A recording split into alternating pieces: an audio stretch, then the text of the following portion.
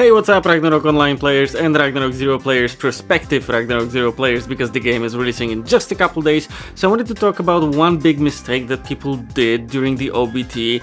And, well, I like my viewers, I want you guys to level up properly and play the game properly. So I want to talk about the quest line that the game starts with, like, and why is it important. It starts right as you log in. You have this girl by the counter, she's called Spracky. Talk to her, she's like, it's like the new novice grounds of Ragnarok Zero.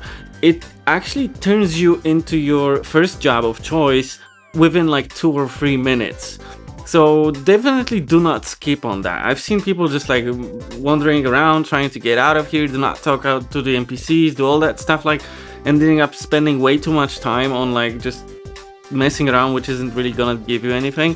So just go ahead and follow these NPCs. They're gonna teleport you around a couple of times. It's super basic, it's definitely worth doing.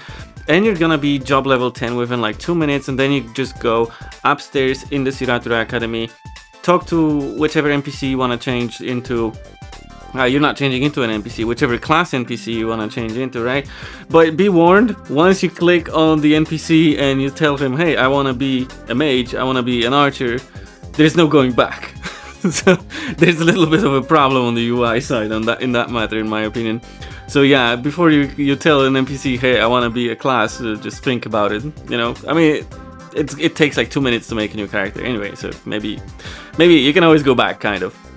But once your first job, go back to Spracky actually downstairs, talk to her, and get yourself the Siratura Academy hat. That's like super cool hat. It has a slot, it gives you max SP and max HP on top of that, so that's gonna be very useful. And she actually sends you on the continuation of the quest, which I think is extremely important to continue, because this quest line is actually gonna lead you through like the very basis of the idea of the game, of the storyline of the game. So that's like number one reason for me, like you kind of want to know what's going on in Ragnarok Zero, because unlike Ragnarok Online, Ragnarok Zero Global is more of a storyline driven. It's not that much of a sandbox game. I mean, you can treat it like a sandbox, but some of this stuff might in the future be hard-coded behind completing the quest lines. But it only takes about 10 minutes to complete the basic quest lines, and by basic I mean completing all the stuff around Payon, going into the Payon cave. Obviously spoilers, like you're seeing it on the screen and I'm talking about it, but you meet the girl Sigrun, that's in the Payon cave. You talk about some sword, blah blah blah, that Iris lost, blah blah blah blah blah. I don't want to go into that too much.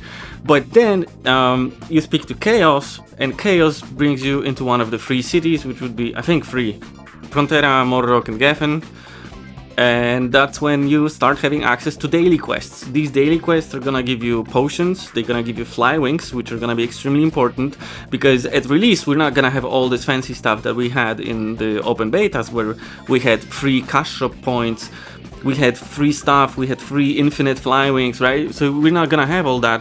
And stuff like fly wings are actually decently expensive from an NPC, like 125 zeni each. So getting them for free at like 50 pieces at once, just for completing a quest that takes like 2-3 minutes in those very much starting areas, is definitely worth it. So do check that out. You get a lot of potions, and you can keep coming back to them on a daily basis, either directly at the NPCs or at the quest board NPCs that you're gonna be sent to anyway by Chaos, because you're gonna need to be level 15 to continue the storyline, so you're gonna hit a wall, and the game makes you explore those quests anyway, if you pay attention to it, if you don't go immediately into this grinding mode, right? So that's about it. Thank you guys so much for watching, and I'll see you guys at the release very, very soon. One last thing, if you want to see how different classes work in Ragnarok Zero Global, I have a whole playlist based on Taiwan Ragnarok Zero.